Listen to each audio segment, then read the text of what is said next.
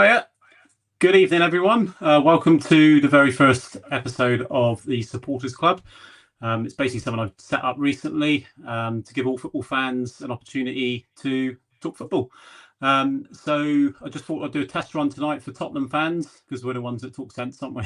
And we probably got the most stuff to moan about. So yeah, if you've got the link, you should have done because you'll know about it. You'll be watching on Facebook, or if you've got the message through Discord or on the WhatsApp chats, then click on the StreamYard link that I've sent. Come on board, join the. It would drop you into a green room, so you won't go straight to the studio, straight to air. But pop on your real name on your where it asks for your name, and come and get involved. It'd be great to get things kicked off tonight. We can do a couple of these Spurs ones. We can maybe do one tomorrow night for the transfer window as well. But yeah, tonight is really just about testing it, seeing how it all goes, and seeing if people engage with it to start with. But the plan eventually is to open it up for all football fans. So maybe do a couple a week and a couple shows a week, and so we get on. So yeah, get on the StreamYard link that I've sent out. You'll see it on the Facebook and things like that. Click on it, and then yeah, if you can do that, that'd be great. Thank you very much, and get involved because it's hopefully it could turn out to be quite a good thing to be doing. But so yeah, get started. Right, so what are we going to talk about? So we're going to talk about Tottenham. There's been a lot going on this season. So we've obviously had a new manager in the summer. A couple of players left the club. Unfortunately, on the back of Postecoglou winning our first trophy for since 2008, actually, isn't it? So 17 years after that final in Bilbao. So yeah, summers are never boring supporting Tottenham, are they? So we've had a great, a big turnaround. So yeah, so we'll see if we can get people involved. I'm not going to sit here talking for 10 minutes by myself. You know, maybe nice if people can come on and we'll have a chat and just bounce around some hopes, expectations, and probably disappointment ultimately tomorrow for the transfer deadline day, which finishes at 7 o'clock. Right, what I'm going to do is I'm going to bring in Oscar, who's my lad. He's just next door. He's going to come in and we're just going to have a little chat. But whilst we're talking about Tottenham, feel free to click on the StreamYard link, get involved, and then we'll see where we go from there. But hopefully we can get a few people come in and just have a chat. That's all it is. Nothing more than that. We're all Spurs fans. Most of us have met each other anyway. So yeah, right. So I'll bring in Oscar. There he is. How you doing, mate? You all right? Yeah, you? Yeah, not bad. Right. So what do you just to talk about some football to start with? Some obviously Tottenham. Tell us a little bit about why you started supporting Tottenham and what you've been doing with the club. Well, firstly, I didn't really have a choice. You brought me straight into it. With the club, I've been supporting it since I was born. I've been wearing Spurs shirts since I was a little baby. I went to my first Spurs match when I was about 4, I would say, and since then I've been loving it and love supporting Spurs. All right, brilliant. So just to give us a bit of background, I'm sure a lot of people on here have met you either on trips or matches and all this kind of thing when we've played some games. Who's your favourite player at the minute?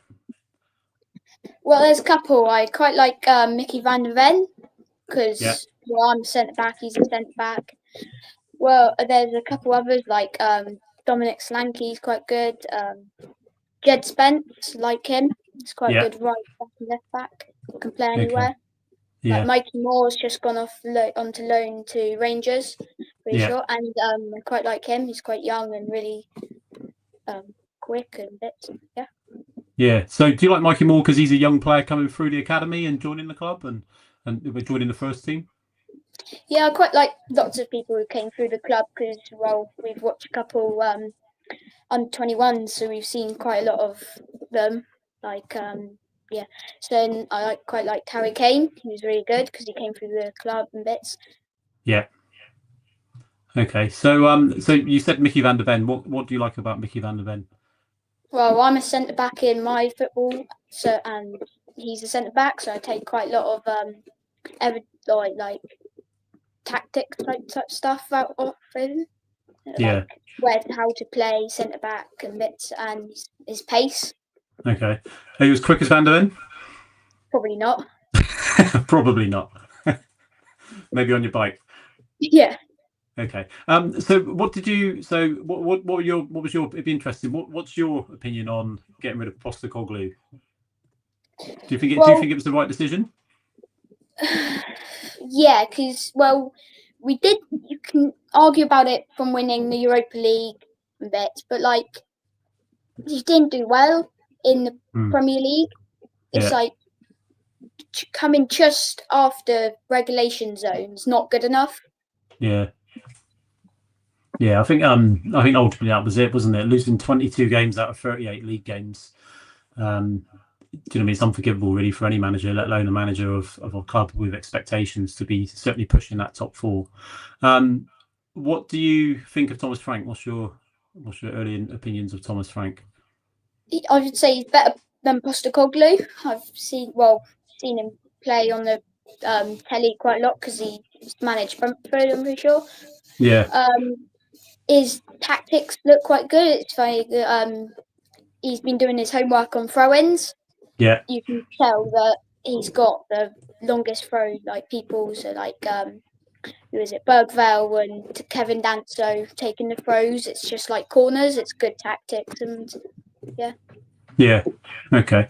So what about the so what about the signings we've brought in? Obviously, there's a couple of players from last season that we had on loan. So Kevin Danso, Matis Tal, a couple of players like that. Do you think it was a good move to make those transfers permanent? But it's quite handy with Kevin Danso because, one, he's sent back, and if because Mickey Van der Ven's had a couple hamstring injuries, if he does it again, we've got a backup Yeah. other than Davies. And yeah, like Matthias Tell, he's done quite well last season. I'd like to see a couple more starts from him. Okay. What do you think Matty Tell can offer? I know we've not seen a massive amount of him, really, have we? But what do you think he can bring to the team? He's definitely able to just pace it down the wing and then beat a man and get the shots off and crosses in, which we Yeah, quite need one of them. yeah. Okay. I think there's someone like Matty Tell. I think there's a lot more to come from him, isn't there? He's still young, although he has played quite a lot of games for Bayern Munich. I think he was around 60 or 70 appearances. But yeah, I think Matty Tell is certainly one with the future in mind. Do you know what I mean? He's not going to be the finished product at, what is he, 20, 21 years old. I think there's a lot more to come from him. I've just seen a message from Kerry. Yeah, so Kerry, if you click on the link, the StreamYard link that was sent out, I think you may have seen it posted on the Facebook group. If you click on StreamYard, it will come up. Type in your name and just enter the studio. If you click on it, it should come in. And then we'll just get you on. We'll just have a couple of minutes chat if you want, or as long as you want. If you want to talk till midnight, we'll talk till midnight. Or maybe give it to Jay. Get Jay involved. I know Jay's got a lot of common sense around Tottenham as well. I know you're both big fans. So yeah, come on board. But yes, Oscar, we're talking about Matis Tell. Do you see him as being somebody that this season can grow into the side, or are you expecting more of him straight away? He can definitely grow into the side. Well, quite a lot of players can. It's not you can't just bring in a new manager with new tactics and expect every player to fit in straight away. Yeah. But yeah, so I think we can definitely fit into the side and grow into the side. Yeah. Okay. So if we go on to, if we say a little bit about, we just stick with the players who played for us last season that we've made permanent this summer. So if we look at Kevin Danso, what's been your impressions of him so far? He's not played that much, so he's not seen much of him, but he's quite a good. I wouldn't say start him over Mickey Van Ven or Romero and bits, but No. he's definitely a good backup defender or centre back. Yeah. There's not really much I can say about him. We've not seen much of him. No, he's certainly got a throw on him, isn't he? Yeah, it's almost like a corner. Yeah, it is. I think it's something that Thomas Frank has made quite clear from day one, that he's looking at our side as he wants to build a team that can score from many areas of the pitch. So he's certainly going to make the most of set pieces. And I'm not saying Postecoglou last season or the season before neglected set pieces, but I think it was certainly highlighted as a weakness of ours, wasn't it? like especially defensive corners. And I think we've already seen, like with the PSG game and such like. I think we are a threat from set pieces. We've got a lot of big lads in the side now, haven't we? Yeah. So I think it's important to make the most of. I know Solanke hasn't played much, but people like him, Van der Ven, and people like that. I think even Bentancur's half decent in the air, isn't he? And people like that. So, but we'll see. Yeah. So if we look on the players that are new to the club this summer, so Simons, Xavi Simons. Yeah. Have you seen much of him? YouTube? Well, I've not really seen much of him, but I've seen a couple highlights and bits. He's can beat a man, definitely. It would be quite good for the like centre mids and bits for us, because not getting Eze and Gibbs White is disappointing, but he'll definitely play well for us and hopefully get a couple of goals and help our team come top 5. Yeah, definitely. I think that's the there's a couple of things there you mentioned. So if we say you said about him getting a couple of goals, is that what we're expecting from him? Goals, assists? Do you think he's going to be that player that can come in and make a difference? He can definitely shoot. I've seen a couple of highlights of him shooting outside the box, going straight in, top bins bits. Top bins. What's that for? Just for our older viewers. What's top bins? Top corner. Top corner. There we go. Yeah, I think. Do we think that? I personally think that Simons, or we'll soon find out how you pronounce it. But I think he's certainly someone that we maybe missed yesterday. That type of player, like him or Kulusevski or Madison, or someone that can just pick a lock, unpick a lock. Do you know what I mean? Somebody that just when the games are tight, things aren't quite flowing. Someone that can just turn on that little bit of magic and just make a difference. Is that something you're looking from him? Well, like I said, with Matthias Tel, he's definitely going to grow into the club and improve as we play, but can't really expect much from him straight away signing him. You can't put much pressure on him, but hopefully he can be that star boy making all those last minute like chances and bits. Yeah, definitely. And what about so we move on to our other big signing as well, Kudus. Mohamed Kudus. What do you make of what you've seen of him so far? Class, in the Man City games and bits, he's beating men down the wing like they're not there. Yeah. Okay. So do you think he's another player that can over the season make a difference? Definitely, especially down the wing, the pace, the skills. He's quite good at going down the wing, cutting in, getting those crosses, like he assisted for Richarlison's bicycle kick. Yeah, definitely. I think he's. Yeah, he is. Yeah, I think he's someone that can. Do you know what I mean? He can provide an assist. He's, looking at how he did it, albeit his first season at West Ham was really good. Last season was probably a bit more hit and miss. I know a few West Ham fans that obviously watched him regularly last season, and they kind of said that last season wasn't as good as the first season. But West Ham struggled last season as well, didn't they? So maybe he's a player that is going to perform better in a more consistent side. So that consistent performance from him might go hand in hand with the team performing better. And Palhinha, what's your thoughts on him? He's outstanding player in the middle, like with just grabbing the tackles and bit. When he was at Fulham, 2 years. For 2 years, he got most tackles in a season, and he was like 150 odd away from the second place. Yeah. Do you think that's someone we've missed in the side over the last few years? Somebody who is that tough tackler, someone that's willing to put their body on the line and ultimately enjoy that defensive side of the midfield. 100%. Like he's a bit of a playmaker. He can get those balls and make a simple pass instead of just hoofing it up the line for the sake of it. Yeah. No, I think he is good. I think he's one that's going to grow into the team personally. I think he got taken off yesterday. I think he's just building his minutes up. He didn't really have a pre-season with Bayern, did he? So I think he's one that's going to certainly grow into it. So transfer deadline tomorrow, Oscar. Just before we go into that, we'll start talking about the transfer deadline. But anyone watching, if you want to get involved, I know there's a few of you watching now. If you want to get involved, head across. You would have seen the link somewhere because that's the only way you're in here for tonight. It's a bit of a test one, really, just for Spurs fans, predominantly based in Cornwall, down here in the southwest. Click on the StreamYard link, which is on the notice that I've sent out, and get involved. It's pretty simple. Just click on the link, click on Enter Studio, enter your name, and get involved. You won't come straight to the on air if you like. You'll come into like a little waiting bit, and I'll just add you in.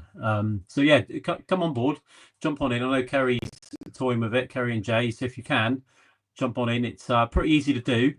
So yeah, just click on it, get involved, and we can talk some Tottenham. You don't need to be on forever, just a few minutes. I'm just padding up some time with Oscar in a bit. So yeah, Oscar. So transfer deadline day tomorrow, 7 o'clock. What are you hoping for? What are you expecting? We've not really had. Well, I'd quite like Savinho or that Akanji guy, but from Man City. But it doesn't look like we're gonna really get them. See, not much news about them recently for the last couple of days. I think we're getting them. No. Do you think it's the case that Tottenham, we like to kind of drag things out a bit? And it's definitely Daniel Levy's fault that we didn't sign like Eze and bits, but because just I think I think personally on that one, I've said before, I think Daniel Levy likes to walk away from a deal, whether he's selling or buying. I think he likes to walk away believing that he's got one up on whoever he's dealing with. And sometimes it's all well and good, saving a few quid, and I get that. We're we're a football club, we're a business. Things of the bottom line, money has got to add up, isn't it? We can't just run at a loss, which I'm confident that we in the foreseeable future we never will. But I think he's certainly someone that does look to save money where he can, which is a good way in doing it. Do you know what I mean? Don't get me wrong, but it does cost us. I think like the Morgan Gibbs White deal, I think that's something that we certainly could have got done within a lot sooner than what we did. I think it was our stalling and haggling that kind of cost us in the end, and the same with Eze in a way. I think that's slightly different. Eze, is he somebody that you would have liked to have seen come to the club? 100%. Like we've seen loads of games from him on TV, and I think we've seen a couple of games for him playing for England at Wembley. But he's really good. He's class. He's really good in that middle, winning the balls, making those like battles, aerial battles, winning the headers, everything. Yeah, definitely. Yeah, I agree. I think Eze would have been a superb sign, and I think he's one that would have come in and hit the ground running as well. I think he's kind of that obviously that proven Premier League level, that he would have just come in and had an immediate impact on the side. But just a reminder, guys, for you watching, we're staying on air for a bit longer. If you want to come on in and join us, have a little chat about all things Tottenham. You can have a moan, a whinge, praise. You can do whatever you want. It's all about Tottenham. Tell us about why you started supporting Tottenham. Anything you want. All right. It's just click on the StreamYard link, which you've already got, and it's pretty simple from there. You don't need to download anything. It's all done via the link. Even if your internet isn't that great, it's all done by StreamYard. So I don't know the technical side of it, but they hold the majority of the bandwidth, if you like. So if that's even the right term, but so yeah, just click on the link, get involved. You'll be in, ready to go. Kerry's there. I can see Kerry. We'll bring you on in a second, Kerry. You're right. Deep breath, have a swig of wine, and we'll bring you on in a second. So yeah, just come on in, get involved. All right, we're on YouTube live tonight. The plan is that we may do another one for Tottenham tomorrow once the transfer window's finished, and we can have a bit of a summary on how we all feel about how the transfer window's gone and how that's going to affect the rest of the season. So we'll do that tomorrow night. We'll do that sometime after 7. So I'll send out links the same as I've done tonight. But yeah, the plan long term really is to get this up and running, and it's going to be for all football fans. So no matter who you support, it's just basically a voice, a platform for you to come on, have a little moan about your club, whoever it is. I know Tottenham, we love a good moan, don't we? So you can come on, get involved, and talk about your club. So Oscar, we're just saying about kind of like Daniel Levy and that. We've been talking about Eze. What do you think he's going to do tomorrow? Who do you feel we can bring in? As Daniel Levy, I don't think he'll do anything. He's like Eze, he's backed out a bit, like throwing a Richarlison in. Yeah. put pressure on him. I think it's quite good that he's gone on, scored an amazing goal, Yeah. kind of shushed Daniel Levy a bit up, but Yeah. other than that, I think he needs to leave. Needs to what? Sorry, He needs to leave. Daniel Levy. You think Yeah. he needs to leave? What would you hope for? Just for him to leave and get a new thing, Bring a new chairman or owner in? Yeah. Yeah, I think that's always the wish, isn't it? We always want somebody to bring in and just chuck bucket loads of money in it. But I think PSR now has kind of made that difficult, isn't it? Which Newcastle found out. But if you hold there, Oscar, all right, we'll get Kerry in. All right, and we'll see what Kerry's got to say. All right, I'll just take you out a second, mate, and then we'll bring you back in a minute. All right. Bye. Thanks, mate. Right, let's welcome Kerry. Kerry, how you doing? Hi, Paul. Not too bad, thanks. Can you hear me okay? I can, yeah. You come through loud and clear. Good. Good. You keeping all right? Yeah, this is a lovely surprise having this on. Jay, all right? Yeah, he's not too bad. Getting on all right. Yeah, so you've probably seen what I was talking to Oscar about there. We were just having a chat about how it's kind of gone so far. Well, yeah, I kind of missed it because I was trying with the link and everything now, so I had to keep going away and coming back and then saying, oh, no, I couldn't do that. So Jay came down and then he sorted it all right. Saved the day, did he? He did. Is he going to come on a bit and have a chat? Or? He might do, he might not. He might do. Right, we'll see how it goes. So, Kerry, how did you, just a quick, just to get to know you a little bit, for people watching, how did you get into the mad world of supporting this football club? Oh, ever since I was doing my paper round and it was the Gaza era. So I used to collect paper cuttings of Gaza constantly. I've still got them and I haven't been able to throw them away. My dad used to go to London for work. So every now and again we'd go to the Spurs shop and get all the calendars and everything. It used to be brilliant. My first match was, I think it was for my 25th, wasn't it, Jay? I think 0-0 Aston Villa thriller. But was it? I've just been hooked on it. It's just I live and breathe Spurs. To be honest, it's my main interest. Is it? So you were hooked on a 0-0 draw? No, I was hooked before that. I went to the stadium and everything, even though it was 0-0. It was just such a brilliant. And now that we've got obviously the new stadium is just amazing, isn't it? But it's unbelievable. I miss that so much. Yeah, I mean, what you do with the coach is just brilliant, isn't it? Going to the Spurs matches and that. So yeah, it's been good. We've done we founded in 2014, so this is our 11th season. It was the season Pochettino took over at Tottenham. Actually, it was our first season. Yeah, because we joined up, didn't we, at the time, and it was so good.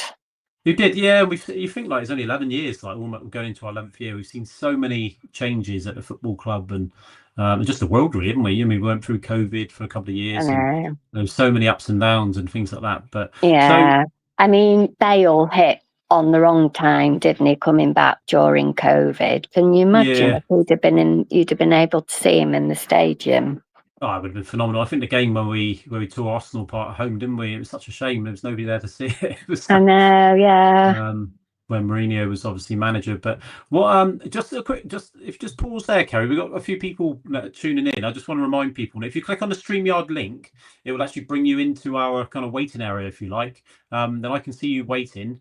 So then I can bring you in, and then you can just talk about all things Tottenham, like Kerry's doing, and Oscar's done just before that. So, what have you? So I haven't spoken to you for a while, Kerry. What did you make of Postecoglou?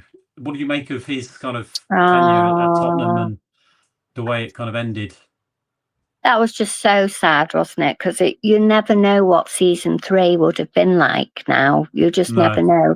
But then it was so funny when he hedged his bets and said, oh, well, and sometimes the main character gets killed in season 3. He was just so funny with all his comments that he came back with, wasn't he? But Frank looks like he's going to be interested in his press conferences and everything, actually. I'm quite enjoying his. They're really detailed. And he did have a bit of a laugh and a joke with the news reporters the other day, didn't he? When he said, oh, I see we've signed an international like Jed Spence. Jed Spence was England call up. I mean, I just can't believe that we've got Javi. Can you? No, to be honest, I haven't really seen a massive amount of him. I've seen him like in some Bundesliga games, and obviously when he was Well, at he's been going around for 10 years, though. Apparently, I know. He started no, he can't have been, can he? Because 22. But it feels like he's been around for ages. But he was in the Barcelona academy, wasn't he? So they've got a bit of a record for producing good footballers. He's been literally known as a wonder kid for 10 years, hasn't he? I think I've got 10 years from somewhere. So you're probably right. It's probably when they're about 12, isn't it? But I think he's technically a very good player. He can score goals, and maybe he was that, like I said to Oscar just now, I don't know if he called it, but he's probably that kind of player that we were maybe missing yesterday, just somebody who can make a bit of a difference in games. Because we're a worry up front, aren't we, at the minute? It is a worry. I was worried about Frank's comments yesterday when he said we'll be right with Solanke and Richarlison. I do think we need a little bit of a reshuffle around that kind of area, whether it's one of the two leaving or whether it's an addition with somebody who can play one of the three positions behind but also can lead the line, because he does like in quite a lot of games, he does like to go with the two up top, doesn't he? So I mean, it's just ridiculous that Solanke was never injured for Bournemouth, was he? Comes to us, and it feels like we've hardly seen Solanke, to be honest. The curse of Tottenham, eh? Yeah, which is what I'm hoping doesn't happen with Javi. No, that's it. Yeah, I think it's unfortunate, really. It's one of them, isn't it? It's a shame because, Solanke, I think, is one of those players that needs to feel fit. He needs to be fit to get the best out of him. Yeah, because I wasn't even aware he was injured, and then all of a sudden he wasn't even on the bench yesterday. Yeah, he kind of dropped that one in, didn't he? I know. I've got a bit of a habit now watching the press conferences on the Friday. You can all pick up a stream of it from somewhere. And he didn't mention it. The only ones he kind of mentioned were Basuma, and he spoke a bit about Dragashin, but he didn't mention. It was a bit of a surprise that he just wasn't there at all now. Maybe it was one that he felt, look, if he's going to go on the bench, he's not really going to play. Let's leave him out for a couple of weeks because of the international break, and then he'll come back and maybe come straight back in. But I don't know. It's a difficult one, isn't it? But can't believe we've got an international break now with Javi just having signed, and we all want to watch him play. Now we've got to wait 2 weeks. Yeah, and the problem is he'll have a couple of games for Holland now in between, won't he? Oh, yeah. I'll be watching the Netherlands closely. Yeah, we just make sure we don't. It'd be terrible if we picked up an injury. It'd be typical Tottenham, wouldn't it? But so just going back to, like we were touching on there, we digressed a little. But Postecoglou, were you supporting him leaving? Did you feel it was time for him to go? You see, again, it's typical Tottenham, isn't it? All the injuries, because it's clear that we weren't that, we weren't 17th or whatever we ended up as, was just clearly not us. And he did do it just to get that trophy win. And what an amazing time, the parade and everything was just perfect about that, wasn't it? And Sonny's last blooming game for us. But the matches were a blooming hard watch, weren't they? I mean, I really felt for you guys trekking up and down, coming back with your losses all the time. Oh, it's really can't have been great for you guys, but we'll never know, will we? No, that's it. To be honest, I wasn't enjoying the matches all that much. I didn't see a lot of the handball that was talked about so much. Did you? No, not really. What, last season and that? Yeah, not really. We saw the best of it, I think, the first half of the season before, didn't we? Yeah. Well, I saw a thing that has he got the most points as a manager for the first 9 matches or something? I saw floating around somewhere. Yeah, so he must have, at one point he must have been good, mustn't he, for us? And then I think it's just injuries always get us. And this is, like Oscar says, it's down to Levy, that surely, isn't it? Well, I think there was a lot of things wrong with the football club, wasn't there? I think Postecoglou spoke a lot about the medical department and needed kind of like a rebuild almost Yeah. from the ground up. But there was a lot of things wrong with the back room and things like that. So, and I think he felt the frustrations from that. Um, you just felt a disconnect between the backroom staff almost and Mm. Postecoglou and his And then assistants. the press conferences and everything he was starting to get antsy with the press and everything, and you can just see it. It's the same rinse and repeat with all of it, really, isn't it, with Spurs managers? It's Tottenham, isn't it? We always seem to have that kind of first year honeymoon. 6 months into the next year, we kind of all goes a bit wrong, doesn't it? But what do hopefully, you think? Were you pleased that he went in the end? I wasn't pleased. No, not at all. I think he was a very, very likable guy. Yeah, he was. And I think it was refreshing, really, to have a manager in place that didn't talk in riddles. I think, like with Mourinho and Conte and managers like this, you couldn't really relate to what they were trying to get across. They would always talk, I don't know, just almost like playing games with the media. But Conte, I just didn't understand what he was talking about most of the time. But he was annoying on the touchline, though, to be honest. When we weren't doing anything, he'd just sort of stand there and look, which did annoy me. At least with Frank, he's like, Ange now. Ange. He didn't do a lot on the bench, did he? On the touchline. Did you see him, though? Because we only see what the telly shows us, don't we? But you being there, did you see him sort of look a bit more animated or not really? No, not really. I think what you see on TV is normally a decent flavour of what you get, isn't it? It's yeah, I don't know how much impact does a manager ranting and raving on the sideline. How much does it really have? I don't know. It's just a little bit of direction, though. If they look like they're struggling, you could like sort of, I don't know, stick some.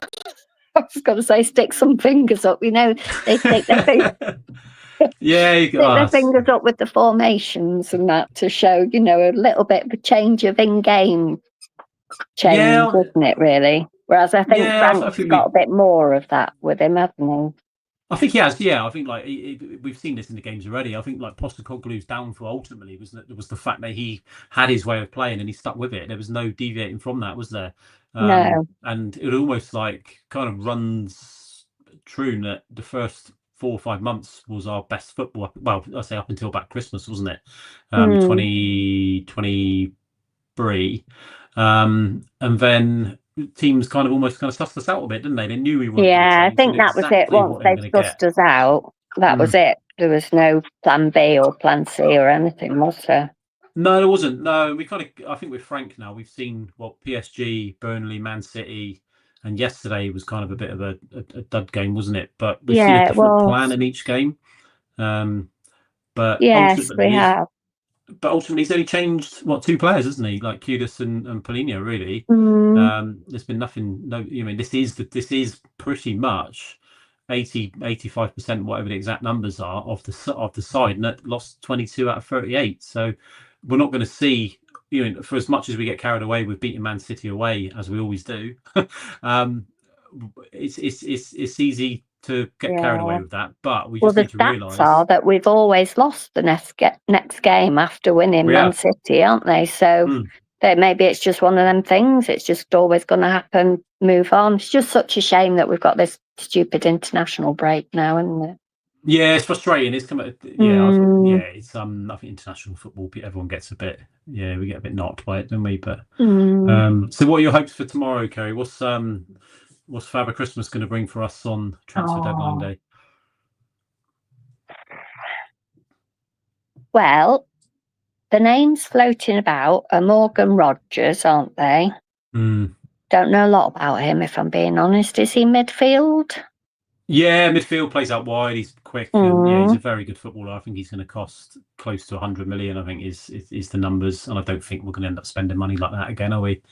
No. So I don't think Savinho, that's a really weird one, isn't it? Because he just hasn't played for City. So what's the point of keeping him at City if he's not even playing, just to sit in?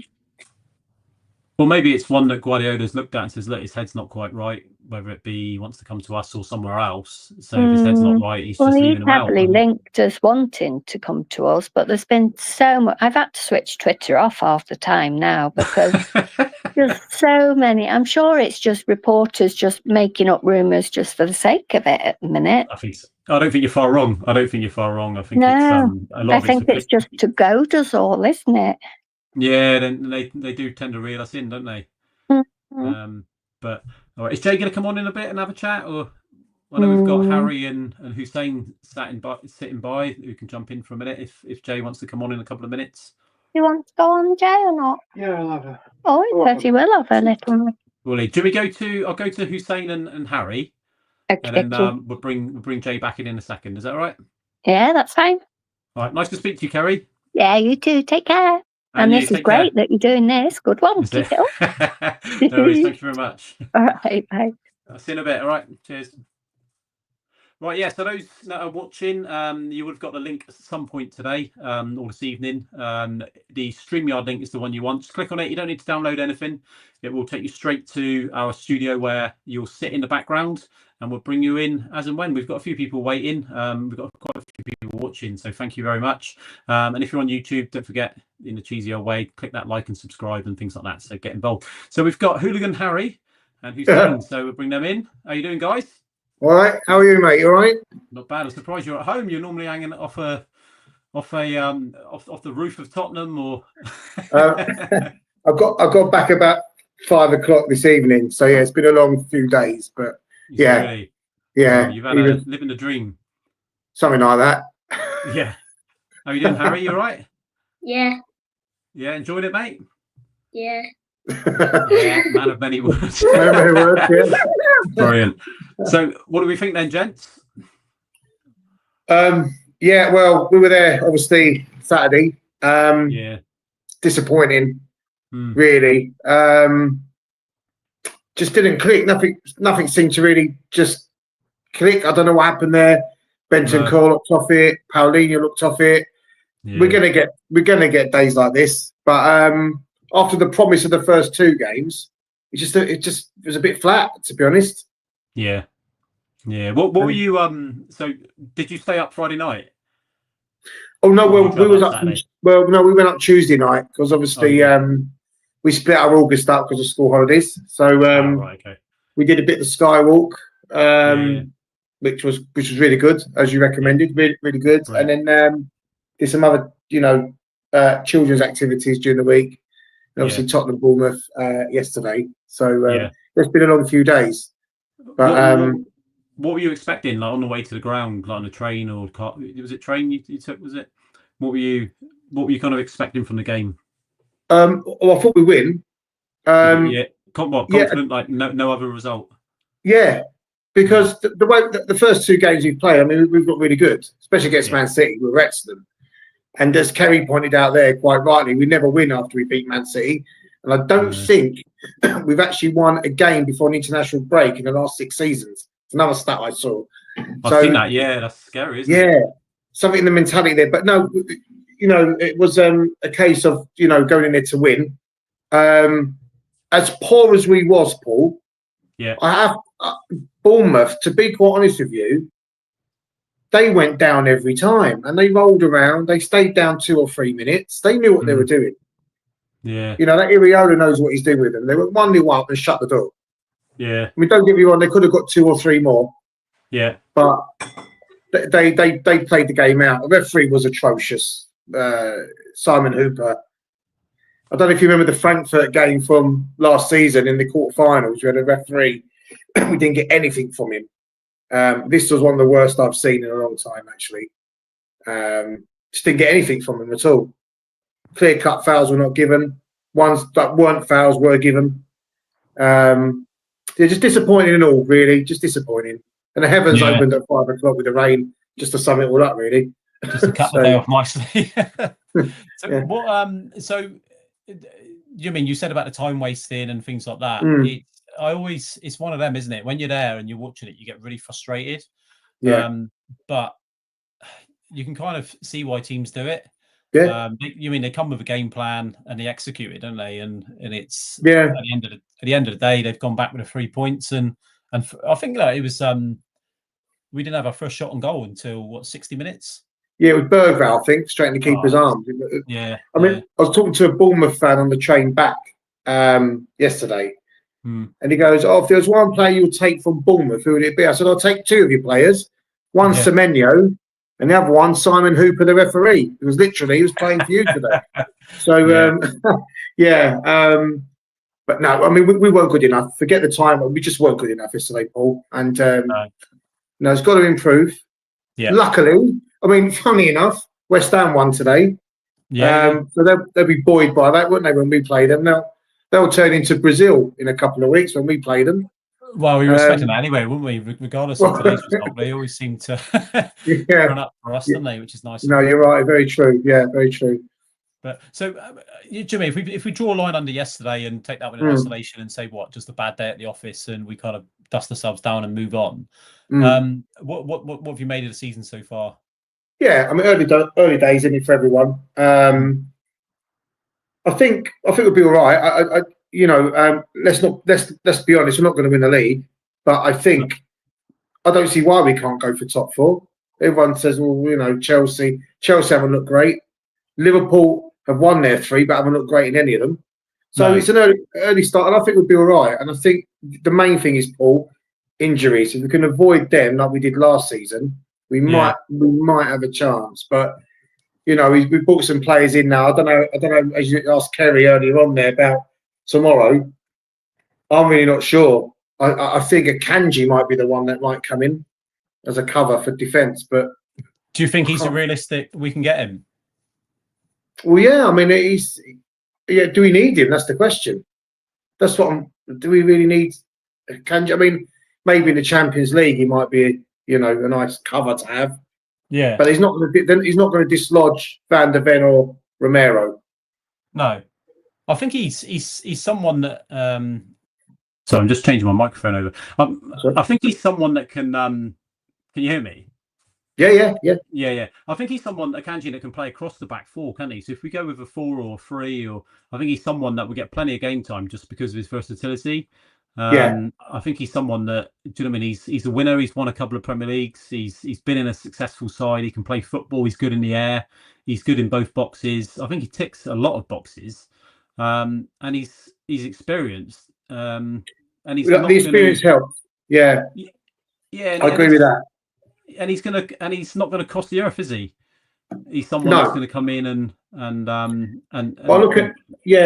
we've got Dragusin and Danso there as well. I mean, Dragusin, jury's out on him a bit because he's been injured on and off, but I think Akanji, I think maybe for Champions League experience, definitely, because Danso and Dragusin don't really have that, do they? No. So it might be not a bad sign if he does come in tomorrow, hopefully. Yeah, I think so. Do you think we will? If you had to put your money somewhere, who are we gonna get? Yeah, the Savinho thing is dragging on as well, so I'm not sure what's going on there at the minute. But I know Thomas Frank said they're looking at one more. I still think we need a striker. Yeah, and this, I mean, just going on to strikers a minute with Richarlison. I mean, when things are going well for him, he's the best. Yeah. But yesterday, down tools again. Things weren't going for him. Arms in the air, bashing the floor. Get a bit of argy-bargy with his opponents. And when it's working well, it's working well. But we need Solanke's injured again. Yeah. And we need a striker. We need a number 9 who's going to put it in the back of the net. Did we get a lot of that yesterday from Richarlison? No, it doesn't really come across. He's just the usual. Yeah, huff and puff, Paul. Puffing and puffing, and it's not my fault. It's not my fault. Well, you've got to. But to be honest, across the board, I can't just think of that with Richarlison. But we were poor across the board. Vicario kept us in that game, to be honest. Oh, there was 2 or 3 really good saves, wasn't there? Yeah, there was. Yeah. So, bad day, as you said earlier, bad day at the office, Paul. That's all I put it down to. Hopefully, it's not a sign of things to come. No, but, fingers crossed. It's I think we've had a positive start, haven't we? So let's take the positives and hopefully it's just a learning curve. And we do seem to. I mean, with Frank, he does vary things up, doesn't he? We do seem to be able to react to adversity, if you like. If things aren't quite working, he's capable of changing it, isn't he? Which is which is good. Yeah. And just the point that Kerry made earlier on there, and she made a point about Postecoglou not animated enough on the touchline. No, or not animated at all on the touchline actually. Obviously, we know when we go to games, Paul, when we watch that dugout, don't we? We see what goes on, and there's a lot of movement from Frank, not just from Frank, but from his backroom staff as well. There's always like constant movement there. There's always something going on. If it's not him, it's someone else. Yeah. So I like that in him. I like the way he's always on them. And as you said, he might not sink into them whilst he's shouting at them or whatever, but at least there's some animation there on the touchline. Yeah. How important do you think that is, mate? How important do you think that animated manager or? Well, yeah. I mean, if you look at last season, when we were losing those, we were there. You know, us boys and girls there, travelling up there, watching Tottenham and getting beat by Leicester's and whatever, God knows what, and him just standing there like that. For me, I don't see how that is getting across to the players. Yeah. Well, hang on a minute, if he's standing there like that, we're gonna perform like that. Do you think it's like that? Do you think the team, do you know what I mean, not just in the style of play, but do you think the team's attitude is kind of a mirror of whoever's in charge? Well, yeah. I mean, if you look at Conte, in the Conte season when we finished 4th with that team we had, which is a miracle, by the way. Yeah. He's constant. He's on you. Yeah. And I think part of that got us to 4th when we beat Arsenal 3-0. That was him. Yeah. You know, Conte got a bad rap, and you know, to get us 4th with that team, I thought was miracle working. To be honest. Yeah, I think it definitely has an impact, doesn't it? If you look at, I think it can go either way, because you look at someone like Klopp, who was very animated on the sidelines and kind of like fought for every ball, didn't he? Albeit he couldn't touch the ball. And his team were like that, weren't they? They were very kind of, like he described it as rock and roll. They were kind of like erratic, very. But then I'm not just saying it because it's Arsenal, but you've got someone like Arteta who tends to flap his arms around and pace up and down almost just for the sake of it. Well, I was going to say, you can, like Conte runs up and down, and he managed to get something good out of us because he's a decent manager. Whereas Arteta has got, I think, a squad there near enough to win the Premier League, and I don't think he's good enough. And long may it continue, Paul. I watched him today against Liverpool. He just didn't know. He just didn't know how to beat them. And Liverpool did. That's it. And it was it was a quality finish, wasn't it? That decided the game. Absolutely. But they never looked. That Gyökeres don't look any good to me. To be honest with you, I mean, he's almost as fat as me, Paul. And I'm I could bang in a couple for Arsenal, I think. I'm not saying anything. I'll see you at some point this season. What about Harry then? Harry, come on, mate. What do you reckon? We was asking you about Tottenham. What do you think of the start of the season? Do you think it's gone well? It's doing all right. Yeah. What did you think of the game yesterday, mate? Wasn't happy. Poor. No. Yeah, he wasn't happy with the referee, was you? Joke. No, it was a joke. Yeah, he wasn't happy with the referee. Was the atmosphere like a bit flat? Was it? Or? Well, to be honest with you, and again, I thought the atmosphere, even at 1-0 down, because we conceded early, it was all right. I have noticed there's a lot less tourists as there was last season. I was going to ask that at some point. Has that been the case? So with Son leaving and exactly. So Son going.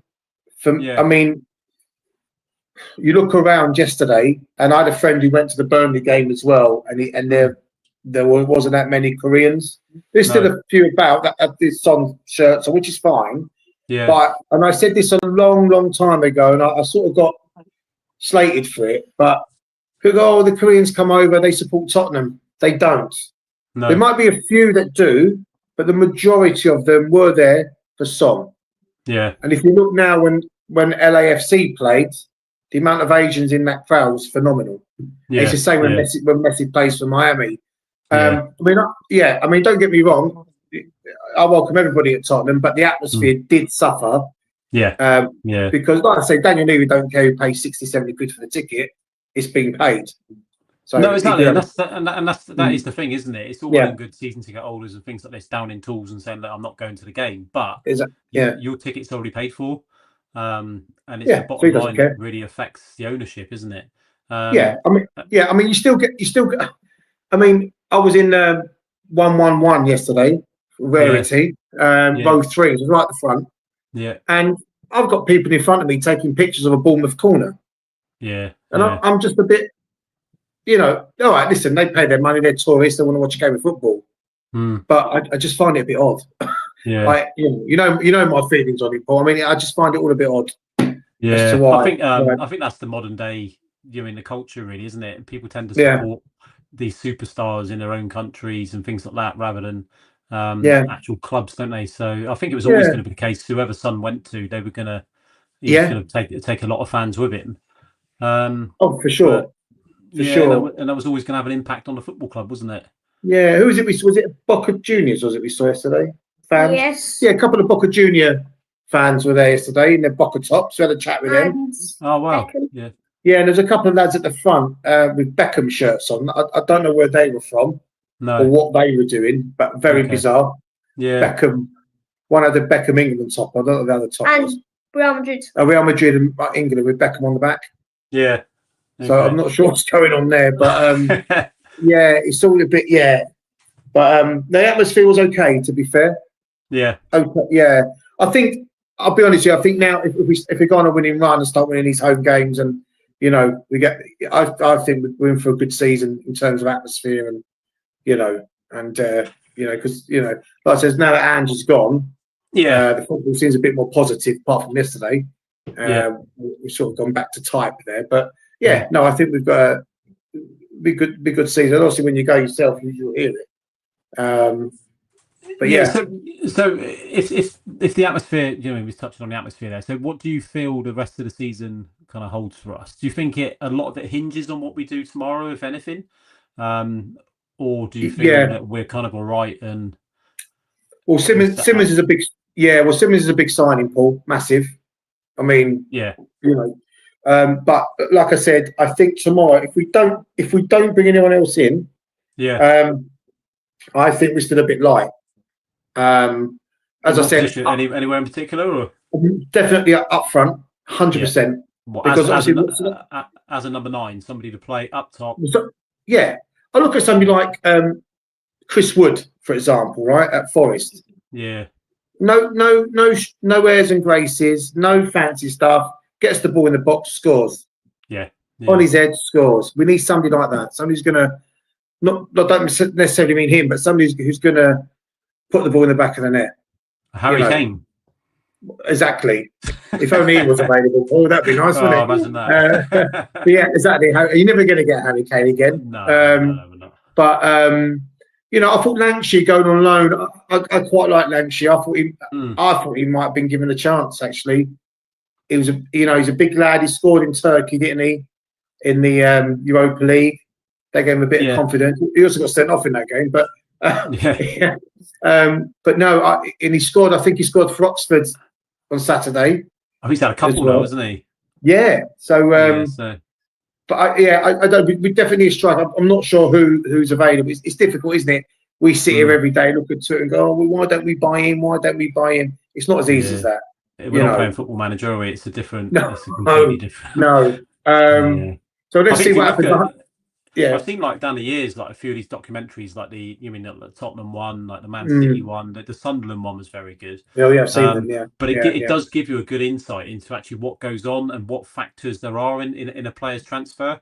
I know, our fans are as bad as any, really, when it comes to social media and getting overexcited and saying really spitting a dummy over why we haven't signed X, Y, and Z.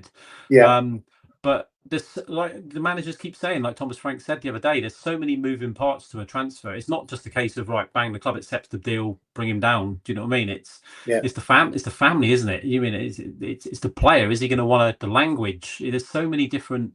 There's a lot. There's a lot that goes on, and I think agents got a lot to play in it as well. These agents are scrupulous, didn't they? They want every piece of the pie, didn't they?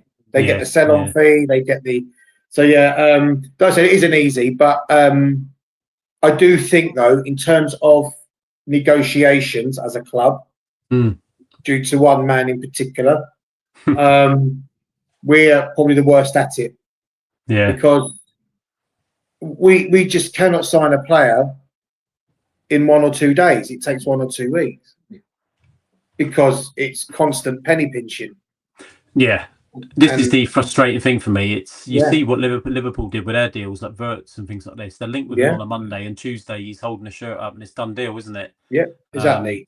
Yeah. Do you put the blame on that directly at Levy's door? Who else is it? Paul, who else said to blame? He's the owner of the club. He came out. I don't know if you saw the thing with Gary Neville, the overlap half an hour thing he did, and he's like, I don't get involved in transfer negotiations. I speak to the manager. I've got Johan Lange. I've got this Vinay there. That's an utter load of nonsense. Yeah. Because Steve Parish came out and said about the Ezadu, it goes, he was just annoying. Yeah. He was just annoying. Yeah. And that's what he does. And, there's a Tottenham tax, 100%. He comes in, right up the price, because he's gonna go in with half the offer. So I've heard, down the years, I've heard so many horror stories or stories of where, do you know what I mean? The clubs have agreed a fee, whether it's selling or buying into Tottenham, and then Daniel, they're literally shaking hands on it, and then Daniel Levy would move the goalposts for some reason, and the fee would change, or the structure of the payments would change, and but like I said with Kerry earlier, with Oscar, sorry, I think it is a case of he needs to walk away from a deal, knowing that he's got the upper hand over the other person or the other club. He has to win. Do you know what I mean? It's got to be on his terms. If he feels that someone he's negotiating with, whether it be a player, a club, a chairman, whoever, if he feels they've got something out of him that maybe they shouldn't have done, he doesn't like it, does he? I think it's an ego. It's almost narcissistic, isn't it?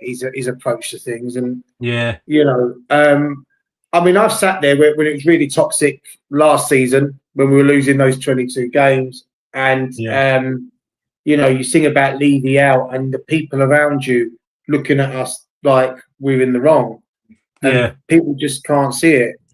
As I said before, people have said to me before, Paul, go and support someone else. So we've got a wonderful, great stadium, and it is a wonderful stadium. It's the best in Europe. Yeah, but it's no good if we're not constantly challenging. Yes, we won the Europa League. Yeah, we've got to challenge every year. We've got to be up there. Yeah. So what do you? I'm going to bring Jay in a minute. I can see Jay has joined our green room. What do you expect for the season then? What represents for you a good season? You say, look, that was all right. Yeah. A good season for me is qualify again for the Champions League, whichever way that is. Yeah. So, do you think that's possible? Do you think we'll get that top four, maybe five? Yeah. Absolutely. Why not? Yeah. I mean, looking at the top four now, looking at the top, Arsenal, Man City, Chelsea, Liverpool, they've not really, I know it's only 3 games, they've not really shone, have they? They've not gone, oh my God, wow. No. Especially Chelsea are a bit lacklustre up front. And they got away with it yesterday as well. So, Champions League qualification is a must, and a trophy. Yeah. And, people mock, shirk at the FA Cup. I love the FA Cup. Love to win that. Day trip to Wembley and whatnot. And but Champions League and a trophy, you take that all day long. Yeah. So Champions League, so this season, just to kind of wrap it up, this season, where are you kind of expecting for us to finish? Do you think we're out of the group? Do you think? Good question. Yeah, looking at the fixtures we've got in the group, I think we'll comfortably get out of finish in that top. Is it 8 or 9? Is it in that group? So the top. Yeah, top 8. Yeah, top 8. If we don't finish there, we're comfortably in the second half of it. Yeah. So, and then looking at the performance against PSG in the Super Cup. Yeah. If we play like that in the Champions League, we've got every chance. Yeah. And you have to have luck along the way. Yeah. You have to. Yeah. But I don't see why we can't get to quarters, semis. No. Okay. Why not? Why not? As long as we stay injury-free, Paul. That's the main thing. Sorry. Injury-free. Yeah, I think that's a massive factor, isn't it? But it depends on the we get. I think it's one thing at one stage at a time. Get out the group stage. Which it's never easy, is it? Some of the away games we've got are going to be tough. Yeah.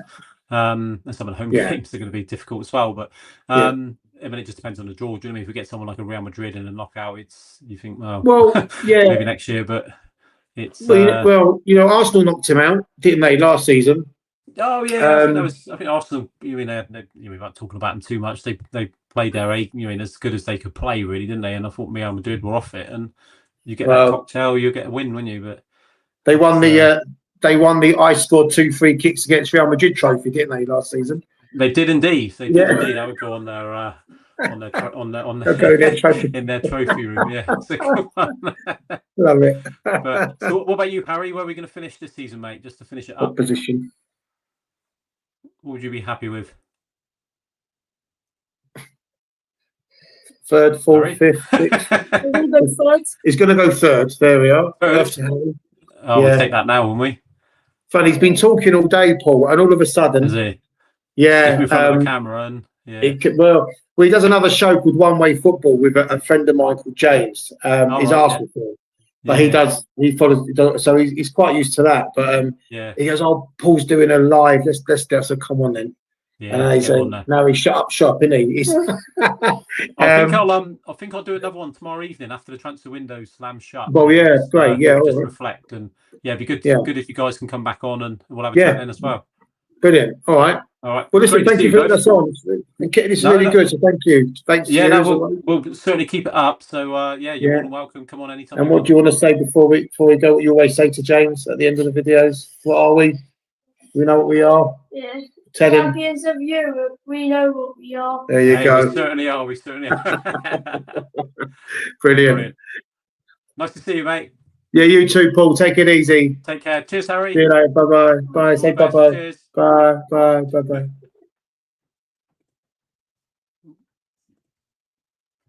Sorry, there we go. Right. Yep, so that was Harry and Hussein. I think they're living up near the Delamere way somewhere now, but they were regular members with us, and hopefully see them again this season. If you are watching, don't forget, click like and subscribe and all that sort of stuff on YouTube. Get involved. You would have seen a link at some point today, which is StreamYard. Click on that one. You come straight into a little green room at the bottom of my screen. I can see you waiting, and then I can bring you into the main screen. You don't need to talk long if you want. You just want to come in for a couple of minutes, then do so. But yeah, just a reminder, we will be back again tomorrow at some point after 7, so probably about 7:30 once the transfer window's closed. Right, it's going to be nice to see this young man again. I've not seen him for a while. This is Kerry's other half. Kerry might say better half. This is Jay. So let's bring Jay in. How you doing, mate? All right. How are you? Not bad. You keep What's this witchcraft? Yeah. I'm all right. Not too bad. Yes. Good. Enjoying the football, or are we not allowed to enjoy it just yet? I don't enjoy it. It's just constant dribble. We were yesterday's match. We were absolutely just. It's like you can see in there just the body language that they're not. Can you shut that up? Sorry, I've got an echo. Oh, that's all right. Yeah, we can hear you, all right? Yeah. It's sorry about that. You're all right. What was I saying? Yeah, dribble. You can see in the body language that they didn't have anything, energy for wanting to go for a ball. Yeah. It's like, and they'll get a ball and they'll keep it. Yeah. Brief second, and it's that brief second where you think, well, and Jada's moving that forward quick. Yeah. It didn't work out with him, but Why do you think that is? Do you think that's getting used to the way Thomas Frank wants us to play, or do like maybe touched on with Hussein and Harry? Do you think it was just one of those days, maybe? Or... I'm hoping it's one of those days. Yeah. I want to watch more football again. Yeah. But every time I end up watching a match, it's we end up losing, or we just don't have the oomph that we've normally had. Yeah. But that's in my opinion anyway. I don't know. Yeah, that's so. Let's go back a bit. So where did your love or hatred for Tottenham? Where did it start? When was it? I never used to like football. Never. Growing up as a kid, I was into martial arts and computers and stuff. Where did you grow up? Where Mancunian. Was it? Yeah. Family was all Man U. Everyone in the family was Man U. And I tell you where my hatred for Arsenal comes from is watching Man U matches. And there was one of them. There was one match where I think it was with Nistelrooy when he was playing, and you know, he was up at the goal with the ball, and there was like 4 or 5 Arsenal players around him just taking him down. He went on with flippers and snorkel, didn't he? Yeah. But always diving. But was this the he one was where on he the kind floor. of jumping all over him when he missed the penalty? Did he miss the penalty? Was that the one? I'm not sure if it was penalty, but yeah, I remember that. That was jumping all over him. Yeah. And we'll do it. It's the same sort of thing. They were just, you know, shouting him down and giving him evil. I hate Arsenal. And it was just, I got a lot of bile from just that little bit. Anyway, I met Kerry, and she wasn't watching football when she'd, you know, a lot of moves and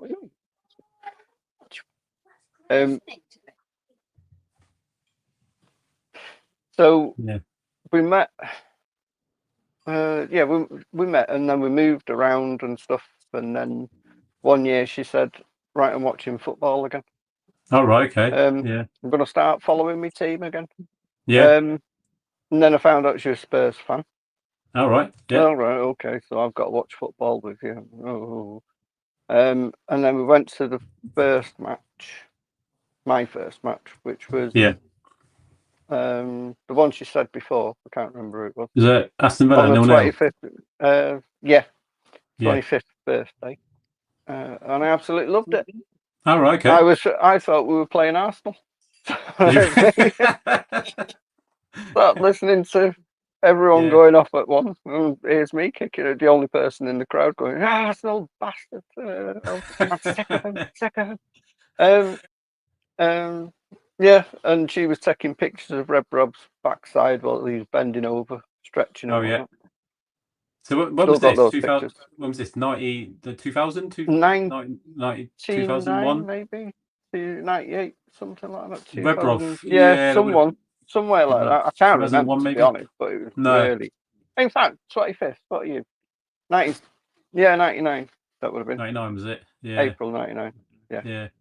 So how was that kind of relationship kind of developed then? Not you and Kerry. I mean, you've gone from strength to strength, but how's your relationship with Tottenham? How's that kind of developed over the years? Oh, I loved Poch. Yeah.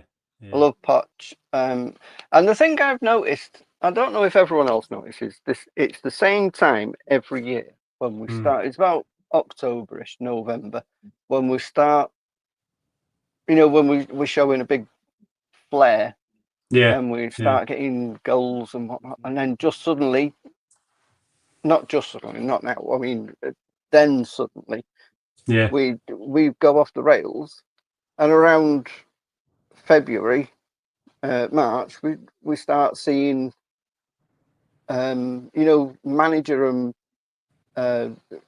manager staff, you know, the assistants and whatnot, they're looking a bit sulky and miserable. Yeah. But you can see it in the players as well. It's like there's something going on behind the scenes that they're... you can see that there's something happening, and you don't know what. And then everyone, you know, the manager starts, you know, coming out with odd statements and looking miserable and kicking off at the media, like Poch did. Yeah. Not Poch. Postecoglou. Yeah. Yeah. I think it's always the same. Yeah, it is. We always kind of go through that cycle, don't we? Like you said, you can see it normally. Do you know what I mean? The performances start to drop. The managers start talking in riddles a little bit, don't they? And they start. Yeah. I don't know how much that's down to Levy, whether he starts to get involved from above, and the managers start getting frustrated without actually saying, "Look, he's getting involved." He does like to put his fingers in the team pie, doesn't he? He likes to think that he's got some football angst about him.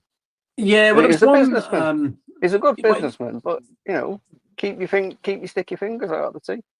Well, it's the old adage, isn't it? It's leave football stuff to football people and money to money people. Do you remember the All or Nothing, the documentary when Mourinho was in charge? And yes, there was one bit there where there's one scene, I'll never forget it. It was when Levy was sat in the in like the players' kitchen, like when they were coming in for breakfast or whatever they were having, and he was sat down with Mourinho, and he was talking about players as if like you mean why they were playing and how well they played and like why they should. And I was thinking then, like, how much does this go on? Like, how much of an influence, or how much does he try to kind of interfere with football?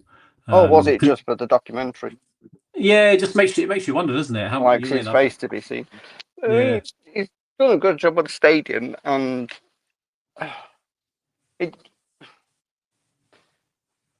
I don't know. I mean, you end up watching all these clips on YouTube, and everyone's got their own temp on. If I've got my own temp,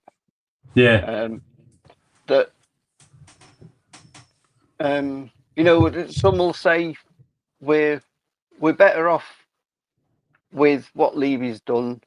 Yeah, fair enough. And then we'll hear that he's getting involved in the players, and he's getting involved in the buyers. The buying the players. I mean, that's just recently with Eze. That was ridiculous.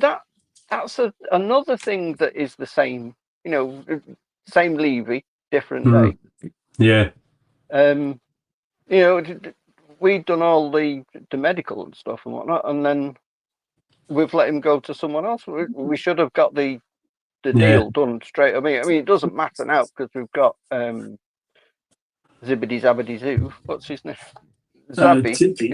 Javi Simmons. Yeah. It's happened to quite a few. We've had it quite a few times down the years, haven't we? Yeah. Do you know what I mean? Like Willian is probably the classic one. Yeah. Well, I think like we actually paid for his flights and everything to come to England. Why are we doing this? Surely that'll buy a few more dinners for some players. Well, I don't know. And then, like, a few minutes later, he's down the King's Road and he's signed for Chelsea. But there's, I think we've had like Eden Hazard was another one that was close, and like Morientes, and I think the list just goes on, doesn't it? There's been loads down the years where you think, well, we've got them over the line, and sorry. Yeah, it's ridiculous. Why are we doing all the legwork? Yeah. Just for this. Oh, we might save 5 million. Well, we've not saved 5 million. We've saved 60 million, and he's gone somewhere else. Well, exactly. Yeah, but you mean the differences we're talking is like one Beyonce concert or something, isn't it? It's. Well, yeah. That is true. Anyway, we were told that the stadium would be a game changer. So I don't know. Has it been? I don't know. Without the stadium, would we have spent the money that we've spent this summer? I think the stadium's attracted players. Yeah. Well, at first it attracted players. Yeah. I think people were looking at it, and it was. I don't mean them coming. I mean it was all over. Tottenham Stadium. Blah, blah, blah, it's unnamed and all this. And then it seems to have gone off the boil a bit. I don't know if that's because Everton's got a new one, and Newcastle's got started rising up through the league and whatnot. I don't. It just seems our news has gone quiet. Yeah, and we had a flash of news the end of last season with winning a nice big cup, nice big bit of silverware. Yeah. But that's it again. It's gone quiet, and is it going to go quiet for another 14 years? We've got a nice big stadium, and players aren't talking about it anymore. No, that's it. I think I don't know. I don't know what you think, but how much of an impact does a stadium really have on a player wanting to join the club? Do you know what I mean? It's something that they always mention. Do you know what I mean? They always, when we sign players recently, they reel out the script of, oh, it's a beautiful stadium, it's a fantastic training ground. But is that the deciding factor? Is that I don't know the stadium's supposed to be this big UFO that landed in London, and all. I was a bit iffy at the time when it came along. Yeah. The stadium. I mean, we all had clips of it all over the place. Like every day there was a clip of someone walking past the building site, and, showing the progress. I'm sure there could be a video somewhere, someone compiling all the bits, all the clips and whatnot, and showing it being built bit by bit. No, God, there is. Levy's got a video of it, apparently. Yeah. So, how much does a stadium need to be to bring players in? Well, when it opened, that was it. It was he was going to bring all these players, and that went off the boil. Now we've got a silverware, a nice big beer cup. Well, at the end of last season, it looked like we were going to be having all these wonderful players and all these wonderful goals and whatnot this season. Yeah. And then it tips up this season. We've got Thomas Frank. We've done all right. I think the first match was absolutely. I don't know. Was it good? Well, PSG. The point I'm getting at is that it seems to be a flash in the pan again. I'm hoping it doesn't continue. With especially yesterday's where we were just off the boil. I don't even know why we were moving faster than a walking pace. We were like half a second behind everything that we should have done. Yeah, I think yesterday I'm hoping that it was kind of just one of those games. Do you know what I mean? We had a good performance against Burnley, albeit we were a bit expected to win at home to Burnley. Away to City last week. Do you know what I mean? It's always a tough game up there, isn't it? But a very good result, and I think we had a good performance. Oh, it was. And the right sort of performance to go with it. Do you know what I mean? We're not really, albeit we won quite comfortably there last year, 4-0, and we've had some good performances up there. Yeah. But it's very difficult to go to somewhere like City and play that kind of open, expansive football, and because it's playing into their hands, isn't it? So I think we played last week. I thought we played the game perfect. Yesterday. Bournemouth are a good side. Do you know what I mean? They're a well-established Premier League side now. They've got a lot of threat going forward.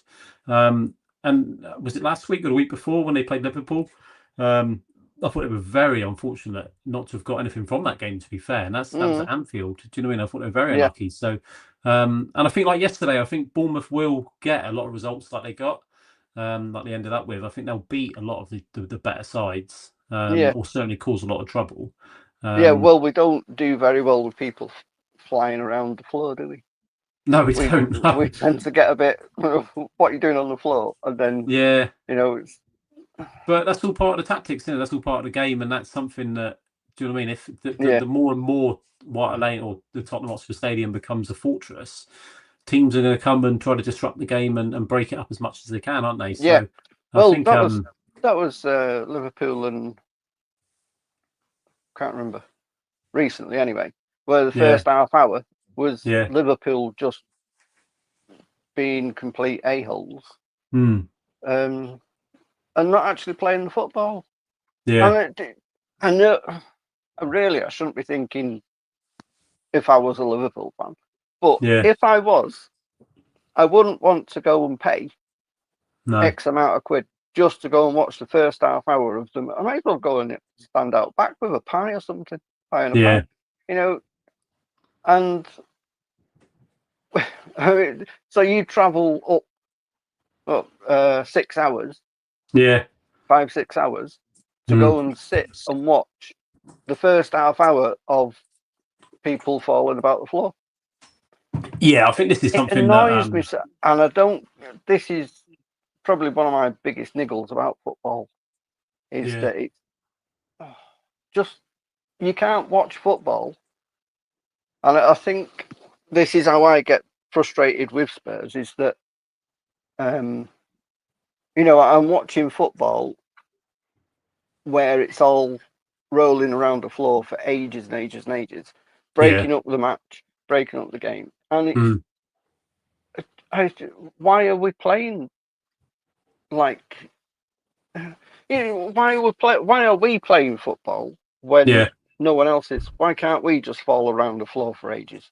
Yeah. And it really gets on my nerves. Who was it? PSG had thrown. One of their tactics now is to throw the ball up the first. Is it? No, they kick the ball all the way up onto the away side and off the sidelines, so the ball has to be thrown in from that side, and the ball's already up there. We did some. Not we did. Was it? I think I can't remember what match we were watching, and it happened. It was yesterday or day before. Was it Newcastle match? Yeah. The ball went. They just launched the ball from the centre all the way up near the goal on the right hand side. Goes off. They've got to throw it back in, but why is anyone watching that? Why is anyone watching that type of football? Where, I mean, it's just lazy. Yeah, I think that's the beauty of the game, though, isn't it? It's where you've got that contrast in styles and approaches the games, and teams kind of just doing what they have to win. And maybe that is something that we need to kind of, like Mourinho, I think was very good at it, and I think he did it a little bit with us, didn't he? It's that kind of dark arts within the game. I remember a few years ago now. Funny when he was managing. Yeah, well, I remember a few years ago when we were playing at Wembley. I'm sure it was against Juventus in the knockout stages of the Champions League. And we were like, for a good portion of the game, I thought, right, we've got them here. But then Chiellini and Bonucci and people like this got up to their old tricks and kind of like, I think it was Pochettino it would have been Pochettino at the time, after the game came out and said it was the dark arts and that kind of won them the game. And that's what we needed at the time to sharpen up on, and maybe that comes from experience, and because we have got a lot of younger lads, haven't we? I think Romero's pretty good at that side of it. Richarlison likes to have a little tussle and a roll around, doesn't he? But I know he does. Yeah. But what do you make of Richarlison, like his start, and is he somebody that you would like to see stay at the club long term, or certainly for the rest of the season, or do you feel we can definitely need players that do the messing about and threatening people just by messing about, pushing them, shoving them, grabbing them. Yeah, it's what other teams do. It's what other players do, and the majority of our players seem not to do it. Although I've seen us swinging arms around more. Yeah. Yeah. We need players like that, whether it's Richarlison, whether it's frustrating, isn't it? we need like the era of Gaza and Vinnie Jones, where whenever they were on the pitch, that was them being arseholes with each other, grabbing his nuts. We need every other team, and we can't manage it. No. It's them falling around, just being idiots, wasting half hour. It's either going to. I know it's called a pack. I don't know if she can hear you, but she's echoing you. We definitely need a lot more of that. And I think we play too much nicey football. Yeah. Way too much. Yeah, definitely. I think we do. I think it's something that you've either got it, you haven't you? I don't think it's something that you can kind of ingrain it, teach a player, and you can certainly encourage them to. But so yesterday aside, then, do you think that was just a bit of a blip, and you're quite optimistic for the rest of the season? Do you feel? It's impossible to say it because it's a new manager, new season, new play style. Ange had us always pressuring. I seem to think that he brought the not anger, the bit of he instilled a lot of that in us, and look, it got us a trophy. I mean, we didn't play through the season. I thought we lost every match, but we're concentrating on something else. I think that is the good thing that Ange brought out of us, and we need to have this with Frank now. I mean, Frank, you can see him on the side of the pitch, his energy. He's constantly moving around, he's chewing his gum and whatnot, and you can see from his body language and his facial expressions that it means something to him, and hopefully the players pick up on this. That it's being instilled into them that they're playing actual football and not walking around like they did yesterday. No, definitely. Definitely. So, I mean, it's impossible to say that what's going to happen, and it's impossible. It really is. It's beyond anyone's understanding to know whether we're going to do anything good out of this. But I hope that Frank doesn't wipe out the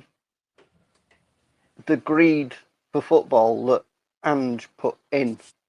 We seem to have carried a bit more of Poch with Ange. That seemed to follow through. The energy, like play for the team and whatnot. And Ange carried that on, didn't he? Hopefully that's instilled in us now. It's like 4 or 5 years, isn't it? And hopefully Frank can carry this on and doesn't wipe it out with another, format and. I think you're right, mate. I think there's a lot of value in what you're saying with there being that kind of crossover between managers. Because I think as football fans, we feel that we play this way under one manager. We get rid of that manager, and all of a sudden we just forget that, and we. Sorry, wasn't there? I heard ages ago that it's managers just generally have a 2-year turnaround, regardless of club. I mean, why is that? I don't know. I feel it's one of you have like a few months, and then your kind of style comes across, and maybe 2 years is kind of that period of where the chairman and fans. Maybe it's that sweet spot. Do you know what I mean? That 2-year period of where you feel we'll know whether it's going to progress or not. But I'm sure there's a lot of evidence. Well, Man United are probably case in point where there's a lot of evidence where it kind of takes more than 2 years to build a successful side. And I know times have changed and football's moved on and it's more popular now than what it's ever been. But then also about the scrutiny and the analysis and insight into every club and every decision any club or manager makes is that much greater now, isn't it? I suppose they're more under the magnifying glass because it's all at your fingers. I think so. The stats. Maybe the fans. The thing is, fans now have got, and I think Sky were massively responsible for it. But the analysis that Sky and other TV programs go into now is as educated football fans, isn't it? Every football fan now can talk tactics. They can tell you why a goal was scored, why a goal should have been stopped, and do you know what I mean? And all this does stem from Sky and like their Monday Night Football and things like that, going back to the early 90s when it like 1992, 93. Remember Andy Gray? When he did it on Sky, I think he was kind of the pioneer for it, really, wasn't he? When he kind of came in and got the tactics filled out and. And I think they just kind of explained everything, didn't he? And fans now, you speak to any fan now, and they'll tell you why a goal was scored or why we should play 4-4-2 or 3-5, and make a genuine case for it. So I think like the scrutiny now on manager is every football fan is a successful manager, aren't they? Do you know what I mean? Everyone armchair manager. Well, because every week, whatever decision we as fans make regarding the team is always the right decision, isn't it? Well, yeah, you're right. Because we'll before the game kicks off, we'll make a point and tell our friends or whoever this is what we should go with, knowing full well that the team won't go with that. Yeah. And then after the game, we'll also analyse it and say where it went wrong. So I think we're all kind of perfect football managers, aren't we? Yeah. Without the contract. Yeah. I rely on Kerry for the stat. Do you? Yeah. Stato, is she? She knows everything. Yeah. She knows everything. Podcasts all day when she's working. Podcast. Yeah. She knows everything about it. Yeah. I know absolutely. Well, not absolutely nothing. I mean, and I'm like every other bloke on the side of the, watching people kick a ball about. Why have you just done that? Why did you not just pass it there? Yeah. And everyone seems to have the knowledge of the ref.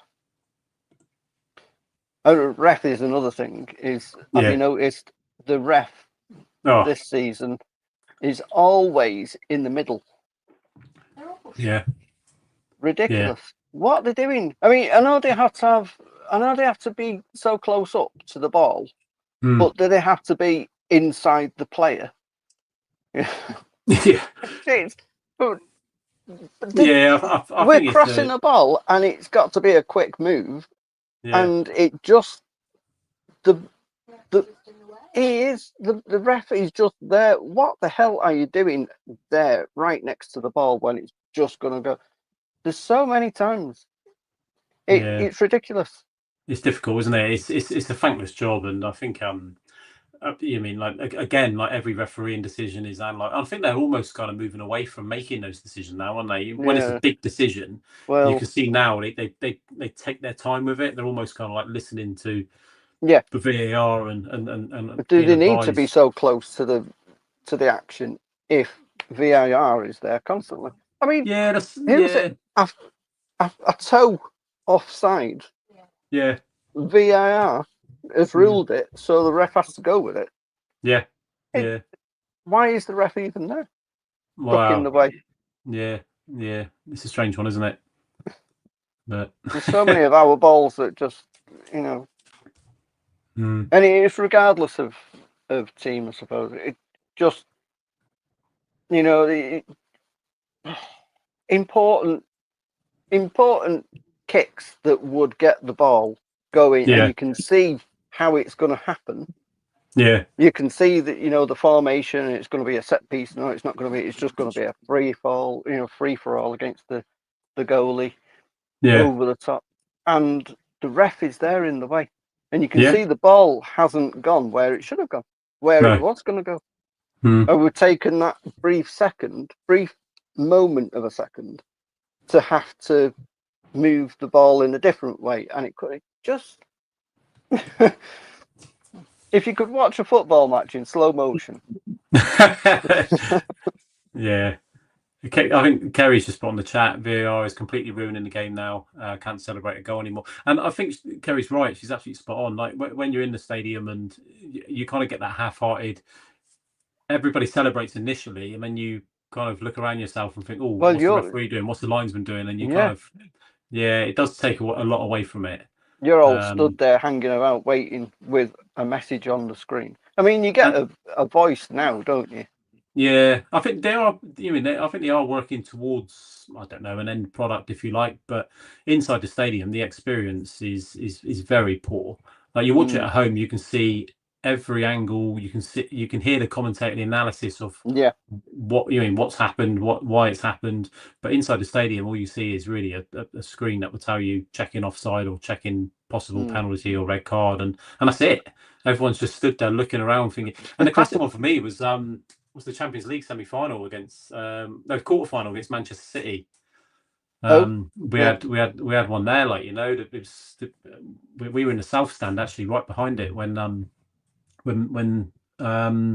think Man City had the goal disallowed. Yes.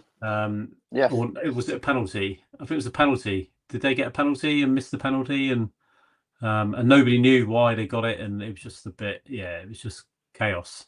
Do you know what I mean? We're all stood there looking around, thinking, well, everyone's checking their phones and trying to find out what's going on. And you've paid, I don't know, you mean a lot of money to sit there and watch or stand there and watch the game.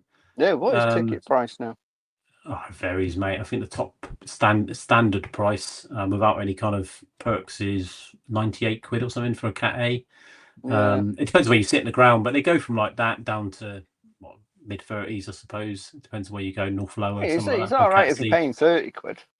Yeah, there's plenty. I bet there's people watching who are going to say, well, 30 quid's way too much. I can watch it for 5 quid on TV. Yeah, I think if you paid £1 yesterday, it would have been too much, wouldn't it? But I think we tend to go north, lower, which is like where they tend to put most supporters clubs now. And that's the cheap. They're the cheaper end of tickets, so it's not. Are you all sat together, or are you in? We all sit together, and If people request, we got. Sorry. Seems to have changed a bit. We just get a random bunch of tickets with a club. Yeah, we can apply for different areas of the ground. But most of ours tend to be north, lower, and everyone kind of just sit together. Some specifically want to go to south, lower. Or south stand even, and they'll go down there. But most of us tend to just stay north, lower now, which is all right. It's not too bad. No, it's all good fun. A good view. Unlike definitely. Yeah, it's like 25 meters away from the bloody pitch. Have you seen what they've done? It's just ridiculous. They've put boards up next. They've put grass carpet down at the side of the pitch. They've put boards up on the grass carpet, and then they've disguise that with bigger boards next to the crowd so you don't see the running track. Oh, the gap. There's nothing you can do with it though, is there? You've got a running track. You just logistically you can't really do a lot with it, can you? But can't imagine watching that. No. I mean, it's bad enough for me anyway watching it. Yeah. They all look like stupid blurred dots when I was at the matches, but you get a nice atmosphere of it. I don't know. What's the atmosphere like there now? It's all right. It depends. It's much the same as the old White Hart Lane, I think. You mean, everybody says, and I agree, White Hart Lane on a good when you get a good game, a good night game, or an Arsenal game, or something like that, the place was rocking. Yeah. But don't get me wrong, I've been to games there against Southampton when it was 0-0 after 70 minutes, and Sunderland and Charlton and teams like this, where you could hear a pin drop for an hour. Don't be disillusioned by people thinking that the new ground is so much different than the old ground. It's really not. It just depends on. It was built with acoustics in mind, wasn't it? It was, and like the old ground obviously wasn't, was it? But the atmosphere there, it was half the size, and you kind of made the atmosphere yourself, But you could hear it more. But like last season we were fortunate enough. We went to the Bodo Glimt semi. The semi-final, the first leg, and that's the best atmosphere I've seen in that stadium. It was unbelievable. Really? It was unbelievable. Yeah, they encouraged everybody to wear white as well, and like Bodo Glimt were all yellow, and that kind of added to the theatre of it. But it was unbelievable. It was really, really good. But But right, we'll leave it there, Jay. Okay. All right. Thanks for coming on, mate. Thanks. Nice chatting to you. But say hello to Kerry and thanks for coming on. What we'll do is we'll do another one tomorrow about 7:30. So if you want to jump on and just have a little summary of whatever's happened, I've got a little fly buzzing around here about what's happened or not happened tomorrow, then jump on it and have a chat. Have a good natter about how we've just signed Eze. Yes, that's it. What could possibly go wrong? But all right. Thanks, good, mate. Good to see you, mate. Have a good nice talking to you, and hopefully speak to you tomorrow. Okay, you have a good one. Take care, mate. Cheers, Kerry. Good. Bye. All the best. Bye-bye.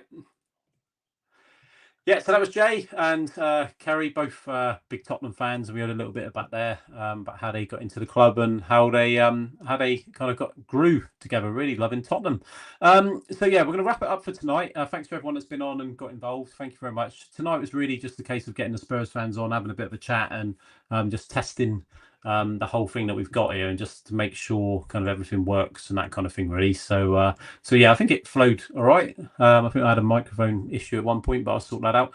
What I'll do is I'll do a transfer deadline day kind of episode tomorrow. We'll only run it for maybe an hour or so, but we'll do it from 7:30 and see how that goes. But I'll advertise that a bit wider. So if you are watching, feel free to share the links and things like that, and just see if we can get other football fans on and maybe get a little bit of a chat going. It'd be interesting to see other clubs and things like that, and how they got on, and whether they're happy with their transfer window and season and things like that. So yeah, thanks for everyone for getting involved this evening, whether you've been involved with the show or whether you've just watched or anything like that. Thank you very much. Don't forget, head over to if you're on YouTube, don't forget to like and subscribe. No, wrong way, just there. And yeah, if you do that, that'd be great. Share it if you can, and we'll hopefully keep this going a couple of times a week, and hopefully it will grow. And yeah, we can get other football fans involved. That's the idea, really, is to get other fans, in a broad range of football fans involved. So yeah, thank you very much for everyone that's got involved tonight, and we'll see you tomorrow after about 7:30. Thank you. Good night.